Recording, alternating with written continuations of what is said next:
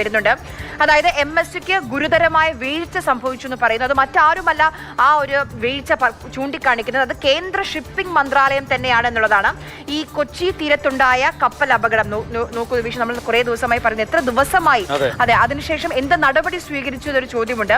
ആ കപ്പൽ അപകടത്തിൽ അവശിഷ്ടങ്ങൾ മാറ്റുന്നതിൽ MSC കമ്പനിക്ക് ഗുരുതരമായ വീഴ്ച സംഭവിച്ചു എന്നാണ് കേന്ദ്ര.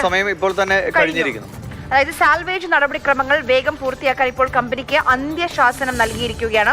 സാൽവേജ് നടപടിക്രമങ്ങൾ മെയ് 30 വരെ വൈകിപ്പിച്ചു എന്ന് പറയുന്നുണ്ട്. മെയ് 30 അല്ല, ഇതാ ഇപ്പോൾ ജൂൺ 11 ആകുന്നു. ഇതുവരെ ആ കപ്പലിലെ ഇന്ധനം പോലും മാറ്റാനുള്ള തീരുമാനം എടുത്തിട്ടില്ല. ശരി, ഹൈക്കോടതി ഇടപെടലിനെ കുറിച്ചുള്ള വിശദാംശങ്ങൾ ബിനിൽ നൽകും. ബിനിൽ, സർക്കാർ തന്നെ കൃത്യമായി സർക്കാരിന് നിർദ്ദേശം കോടതി നൽകുന്നു, ഇതിന്റെ പരിസ്ഥിതി ആഘാതം കൃത്യമായി പഠിക്കണം എന്നതടക്കം. ഒപ്പം സർക്കാർ പറയുന്നത് ഞങ്ങളിതാ നിയമ നടപടി സ്വീകരിച്ചു കഴിഞ്ഞു, ഇന്നലെ എടുത്ത കേസ് ചൂണ്ടിക്കാട്ടി. എന്തൊക്കെയാണ് കോടതിയുടെ ഭാഗത്തുനിന്ന് ഇന്ന് ഈ വിഷയത്തിൽ പറഞ്ഞത്? സർക്കാരിന് നൽകിയിരിക്കുന്ന നിർദ്ദേശങ്ങൾ എന്തൊക്കെയാണ്?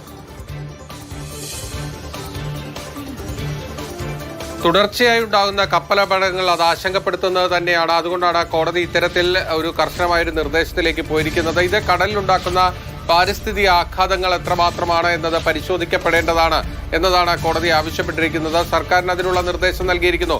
അതോടൊപ്പം തന്നെ ഇതിൽ കേസുകൾ എടുത്ത് മുന്നോട്ട് പോകാൻ എല്ലാ തരത്തിലുള്ള നിയമപരമായ നടപടികൾക്കുള്ള അവകാശവും സർക്കാരുകൾക്കുണ്ട് എന്ന കാര്യം കൂടി ഹൈക്കോടതി ഡിവിഷൻ ബെഞ്ച് ഓർമ്മപ്പെടുത്തിയിരിക്കുകയാണ്. ഇപ്പോൾ പ്രധാനമായും സംസ്ഥാന സർക്കാർ ഹൈക്കോടതി അറിയിച്ചിരിക്കുന്നത് BNS പ്രകാരം സർക്കാരിന് എടുക്കാൻ കഴിയുന്ന ക്രിമിനൽ കേസ് എടുത്തു കഴിഞ്ഞു.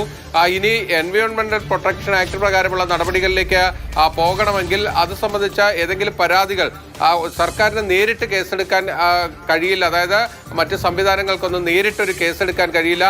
കേന്ദ്ര സംസ്ഥാനത്തിന്റെ വിവിധ സംവിധാനങ്ങൾ, അതായത് ഈ പാരിസ്ഥിതിക മലിനീകരണവും പരിസ്ഥിതി മലിനീകരണവുമായി ബന്ധപ്പെട്ട ആ കാര്യങ്ങൾ പരിശോധിക്കുന്ന വിവിധ ഏജൻസികളുണ്ട്.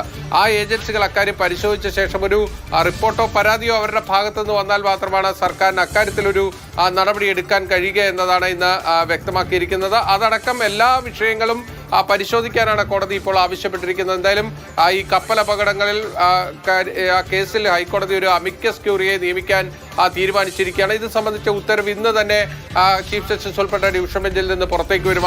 ആ ഉത്തരവ് പുറത്തു വരുമ്പോഴാണ് എന്തൊക്കെയായിരിക്കും കോടതി ഇക്കാര്യത്തിൽ നിർദ്ദേശങ്ങളായി മുന്നോട്ട് വച്ചിരിക്കുന്നത് എന്നത് ആ ഉത്തരവിൽ വിശദീകരിക്കാമെന്നാണ് ഡിവിഷൻ ബെഞ്ച് ഇപ്പോൾ അറിയിച്ചിരിക്കുന്നത്. ഇതിൽ നമ്മൾ ശ്രദ്ധിക്കേണ്ട ഒരു കാര്യം എന്നത് MSC എൽസ 3യുടെ അപകടം മാത്രമല്ല, കപ്പൽ മുങ്ങിയ കേസ് മാത്രമല്ല, ഈ കഴിഞ്ഞ ദിവസം വാൻഹായ് കപ്പലിന് തീ പിടിച്ച് ഉണ്ടായിട്ടുള്ള വലിയ പ്രതിസന്ധി, ആ പ്രതിസന്ധി കൂടി ഇന്ന് കോടതിയുടെ മുന്നിലേക്ക് വന്നു. സർക്കാർ 2 കപ്പലുകളിലുമുള്ള ചരക്കുകളുടെ മുഴുവൻ വിശദാംശങ്ങളും കാർഗോ മാനേജ്മെന്റുമായി ബന്ധപ്പെട്ട മുഴുവൻ വിശദാംശങ്ങളും ഇന്ന് കോടതിക്ക് കൈമാറിയിട്ടുണ്ട്. ഈ 2 സംഭവങ്ങളും ഒരുമിച്ച് പരിഗണിക്കാമെന്നാണ് ഇപ്പോൾ കോടതി വ്യക്തമാക്കിയിരിക്കുന്നത്. ഇനി 19-ാം തീയതിയിലേക്ക് കേസ് മാറ്റിവെച്ചിരിക്കുകയാണ്. അപ്പോൾ ഈ തുടർ നടപടികൾ എന്തൊക്കെ എടുത്തു, അതായത് ഈ പരിസ്ഥിതി മലിനീകരണവുമായി ബന്ധപ്പെട്ട് എന്തൊക്കെ കാര്യങ്ങൾ സ്വീകരിച്ചു തുടങ്ങിയ കാര്യങ്ങൾ സർക്കാരിന് ഹൈക്കോടതിയെ അറിയിക്കേണ്ടി വരും. കേന്ദ്ര സംസ്ഥാന സർക്കാരുകൾക്ക് അക്കാര്യത്തിൽ കൃത്യമായൊരു നിലപാടിലേക്ക് പോകേണ്ടി വരും. ഇപ്പോൾ എന്തായാലും സംസ്ഥാന സർക്കാർ ഈ വിഷയത്തിൽ MSC എൽസ 3യുടെ കാര്യത്തിൽ ഒരു ക്രിമിനൽ കേസ് രജിസ്റ്റർ ചെയ്ത് കഴിഞ്ഞു. ആ ക്രിമിനൽ കേസിലെ നടപടികളുമായി മുന്നോട്ട് പോവുകയാണ്. ഹൈക്കോടതി ഒരു പ്രധാനപ്പെട്ട കാര്യം ചൂണ്ടിക്കാണിച്ചു. ഇപ്പോൾ തന്നെ ഈ വലിയ പരിസ്ഥിതി നാശവുമായി ബന്ധപ്പെട്ട ഒഴിവാക്കുന്നതിന് വേണ്ടി നമ്മൾ ഒരുപാട് കാര്യങ്ങൾ സർക്കാർ പൊതുഖജനാവിൽ നിന്ന് പണം മുടക്കി ചെയ്തുകൊണ്ടിരിക്കുകയാണ്. അപ്പോൾ എൻവയോൺമെന്റൽ പ്രൊട്ടക്ഷൻ ആക്ട് പ്രകാരമുള്ള നടപടികളിലേക്ക് പോയാൽ ആ പണം സ്വാഭാവികമായി കപ്പൽ കമ്പനികളിൽ നിന്ന് ഈടാക്കേണ്ടി വരും. അതിനുള്ള നടപടികളിലേക്ക് പോകേണ്ടി വരും.